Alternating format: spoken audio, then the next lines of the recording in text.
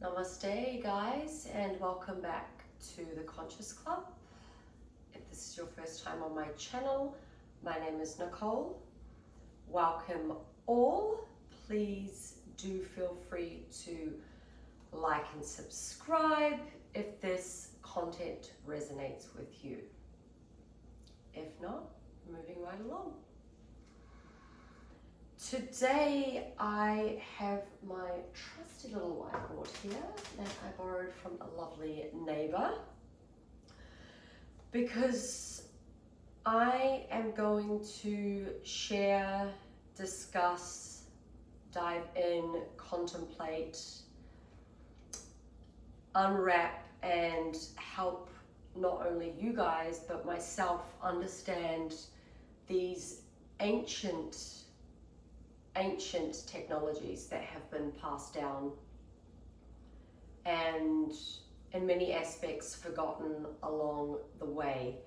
What I find most interesting at the moment throughout my studies, I am enrolled and halfway through an undergraduate degree in health science, majoring in psychology, is that what I am studying and learning and the course content and material and things that are being provided to the classes does not touch the sides in comparison to these teachings. What I also find most interesting is that a lot of the papers are focused and centralized at the moment around cultural considerations, and I find that quite ironic with everything that's going on in the world. And I don't want to get caught too much on a little tangent here, but these teachings that I am sharing with you today and that I will continue to share with you over the course of my time on YouTube really bring us back into a place of considering modern teachings, information or misinformation, and ancient teachings, frameworks, technologies.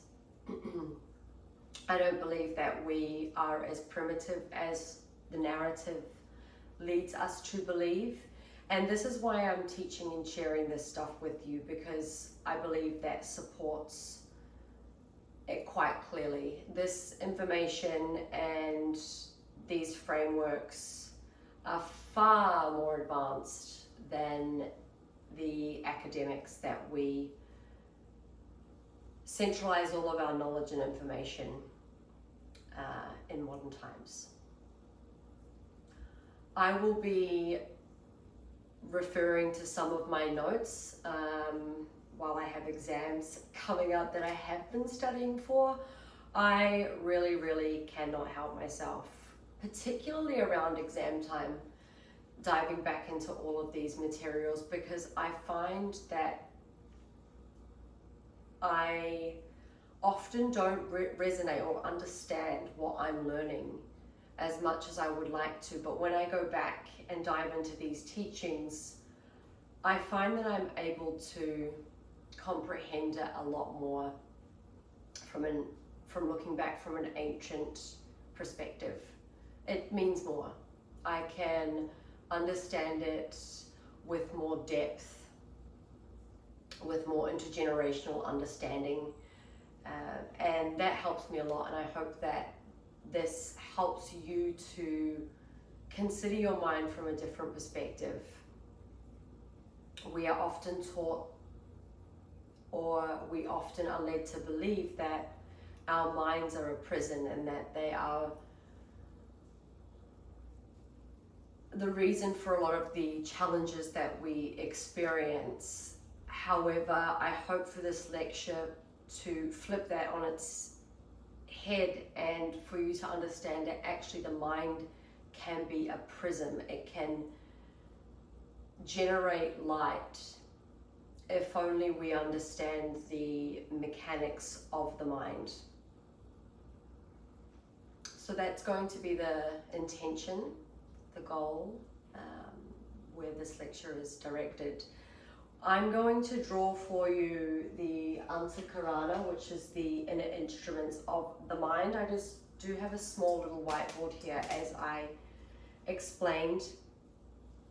And this model breaks the mind down into the different areas of operation. And obviously these different areas are all interlinked. And then we will discuss the higher mind. Let's get cracking.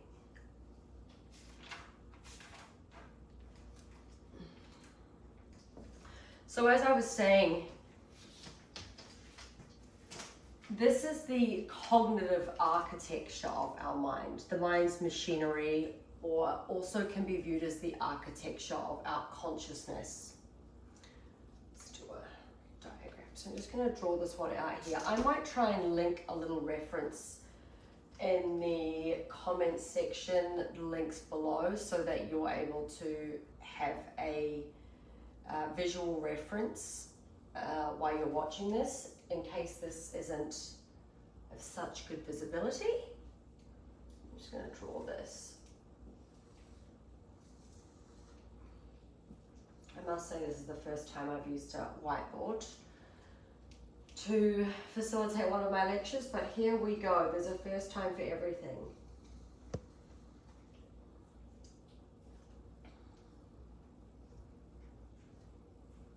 We've got these little spokes off the end here, and we want to consider these here as the 5 senses. You know, the thing about doing this sort of stuff on your YouTube channel is it's really going to out any bad spelling, but I don't care. So we refer to this as the 5 senses, and those 5 senses, as we know, are how our mind interacts with the world, what we see, what we feel, what we hear, what we taste. So those kinds of everyday, day in and day out impressions are constant. It doesn't stop. While we sleep, yes, but during our waking hours, we are constantly taking things in from our environment, consciously or unconsciously. And that comes through and initially interacts with manas. So the manas is this one does not work, so we'll be sticking with red. So the manas is the senses part of the mind, manas, M-A-N-A-S. And this is most closely associated with the ego, asmita. And if our manas are not, if the manas part of the mind is not soul aligned, in other words, operating from Purusha, then it is operating from our perception of the world. So how our senses, how the things we've taken in through our senses have been wired, and how we therefore perceive through this 5 senses aspect here, these spokes, remember.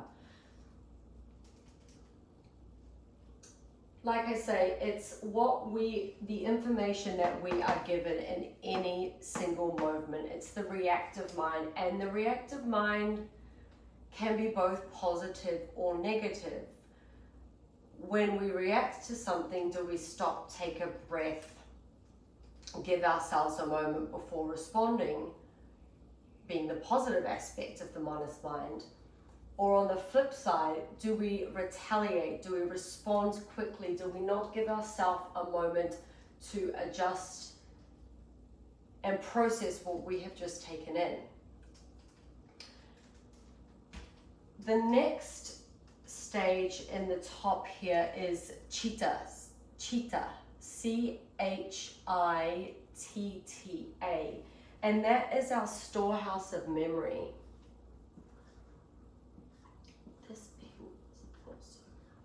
You'll all be sad to know that the little naked kitty is not here today. She's with a kitty sitter. So I'm going to put here storehouse of memory.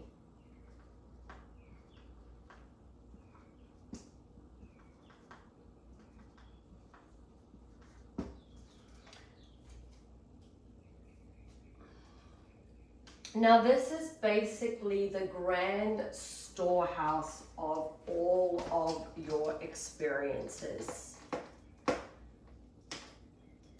Its role is to orientate you at any given moment.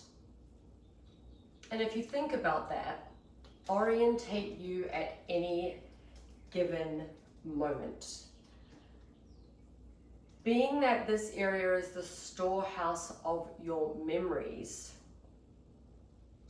this area is highly influenced by past events, the things that you've experienced, your subconscious interpretations or perceptions of how things are going to go based on the past, right? You're often not aware of them. These can be deeply, deeply subconscious and operate over time, again and again and again, unnoticed and unchecked, and just on a volition of their own, really. They can be this can be seen as patterns that are constantly being repeated. And the past makes impressions on the present and causes you to behave in certain ways. So this can be seen as the wheel of karma. Past impressions, this is probably something to dive a little bit further into later on, but past impressions can cause action, and then action results in karma, and it just continues to go around and around and around like this. And then we've got ahaṃkāra at the bottom here. Let me just check that one. A-H-A.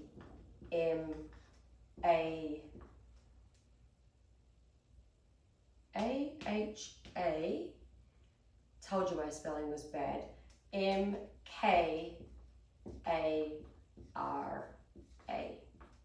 Ahaṃkāra.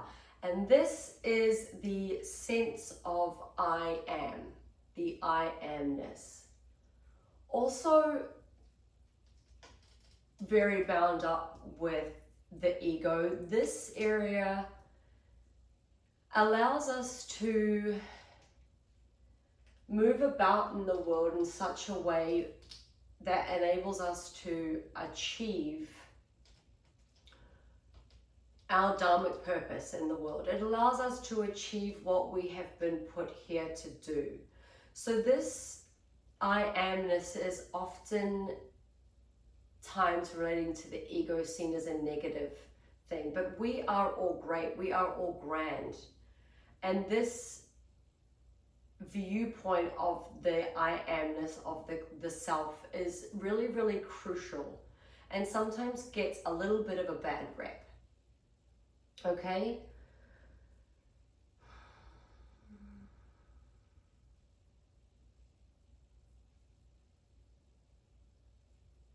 but it does sometimes limit our capacity to sense the environment around us. If you can use the example of, here's a good example. I remember when I was young, I had gone to see the film Pocahontas. I think it might have been the first time I'd ever been to the cinema. And on the way home, my grandparents lived really close to the center city. So we'd walk. I think it was my sister, my sibling, and a cousin. And we were, I think we were with an aunt or an uncle. And on the way home, the final set of lights before we reached my grandparents' house, it's a path I've taken countless amounts of times in my life. There's a set of lights, you push the little button, you walk, it makes a little dingy sound. Everybody from New Zealand will be familiar with the sound that the stop man and the walking man makes. And because of my limiting capacity to sense the environment around me, when I was caught in a state of play as a child can be, and I amness, I in that moment was Pocahontas, and I darted along the crossing, across the road, arms wide out like I was going to fly like Pocahontas, and came this close from the bonnet of a car. And in that moment, as a child, I just snapped back and kind of carried on. And that's a perfect example of being so caught up in your own little world and really disconnected from the environment. However, if we look at that aspect of the mind in relation to something that I'm doing now, giving you this lecture, I still have to be able to connect with that I amness to be able to do this. That same young girl who ran across the road completely without a worry in the world, completely unaware of her environment and moving cars, is the same woman now that is sitting here able to resonate and connect and take out from these teachings to be able to reiterate it back to you.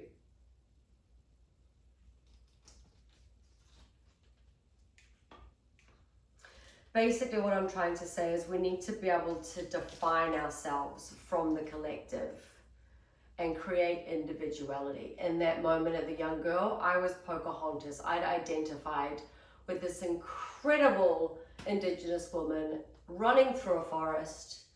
And in a sense, maybe I'm still doing the same, sharing this.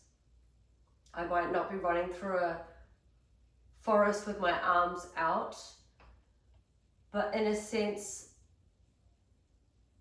maybe I still am.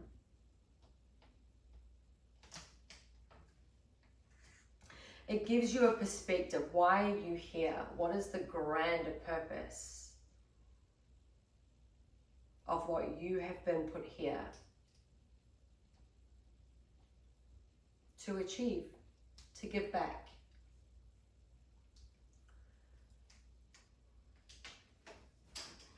And then the final section here,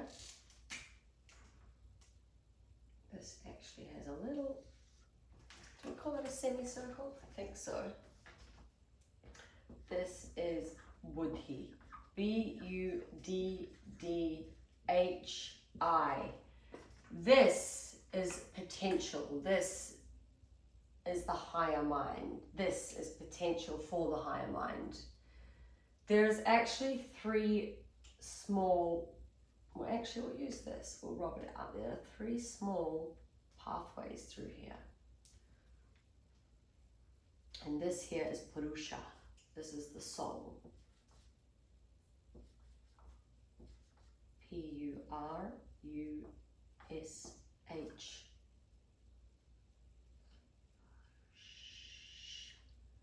H-A.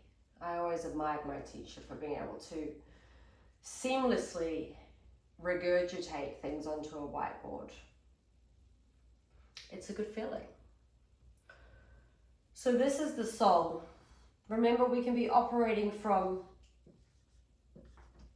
two levels. We've got Purusha, which is soul aligned, and Prakriti, which is the modern built environment. Both are very important, but the goal is to be able to tap into Purusha, the soul. So buddhi, Patanjali spends quite a lot of time in this part of the mind, honoring the extraordinary aspects of the mind. And I want to go back to what I was saying in the beginning of this concept that our mind has to be a prison. You know, like again, as I said, discussing my studies with psychology, there is so much emphasis on understanding the dysfunctions of the mind. It's an obsession. And psychology, the practice of psychology is coming to a place where it's actually questioning knowledge production. We're so caught up in understanding ourselves from an academic or a clinical perspective, rather than figuring out how we can have our mind be that illuminating prism, where we can see the brightness, the clarity, where we're able to connect in with source, right? God, universe, whichever it may be.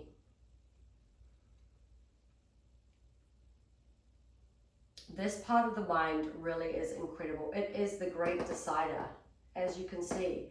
Can you penetrate through, or do you stay stuck and operating back in these three areas of the brain? So this area takes in all of the information that is filtered through these other three areas of the brain.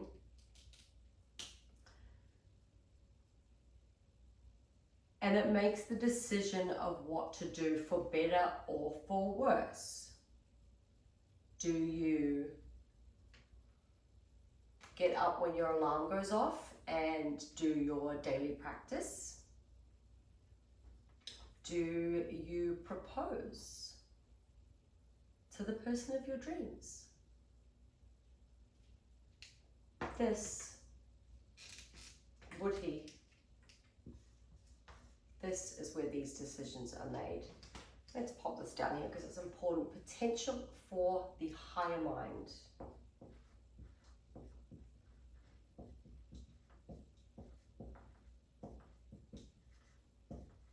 Doesn't it even sound incredible?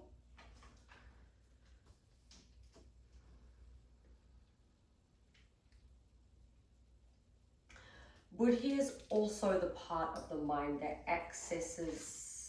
executes free will and gives you the power to discern. Basically, it gives you the power to break free from mental constructs that have us going around and around and around and around. Rather, we want to be coming out.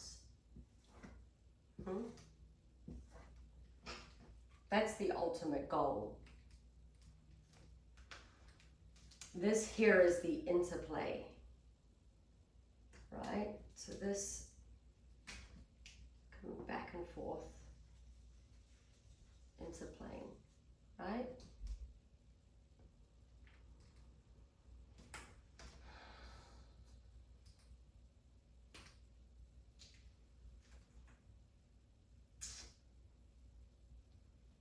I think this is a really, really incredible resource.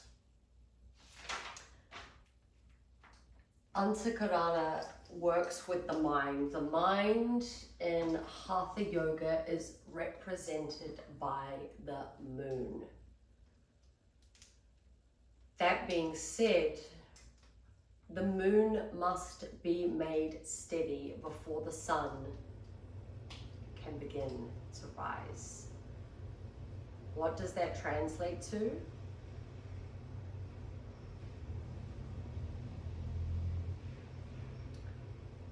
we must,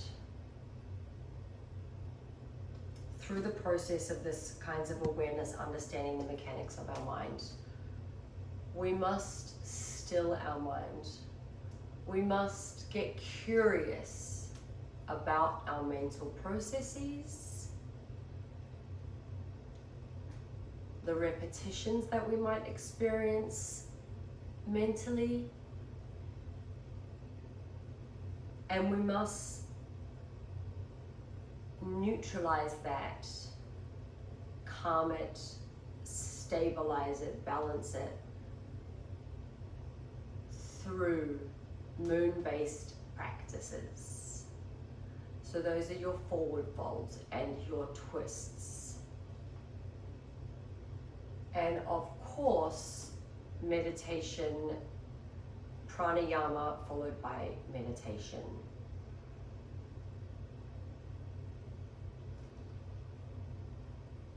I think this is all that I have to share on this. I will be intending to share another diagram, model, piece of ancient technology, again like this one that dates back over 2,000 years.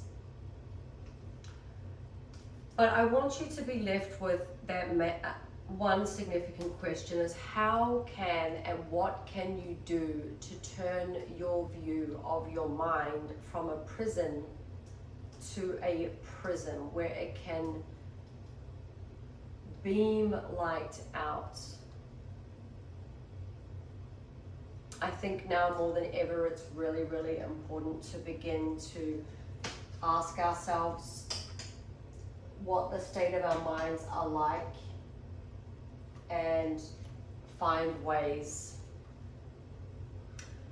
that can help us and guide us and teach us to be liberated from experiencing that, number one, but maybe going further back, us having the perception that our mind is this way, that it is a negative thing, that it is the bad guy in the story. It's the bad guy in the story because we're not understanding how the mind works. We're not looking for ways that allow our mind to operate in another way.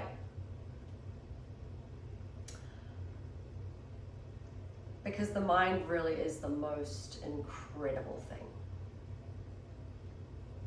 And with that, I'm going to conclude this lecture on the machinery of the mind, Antaḥkaraṇa.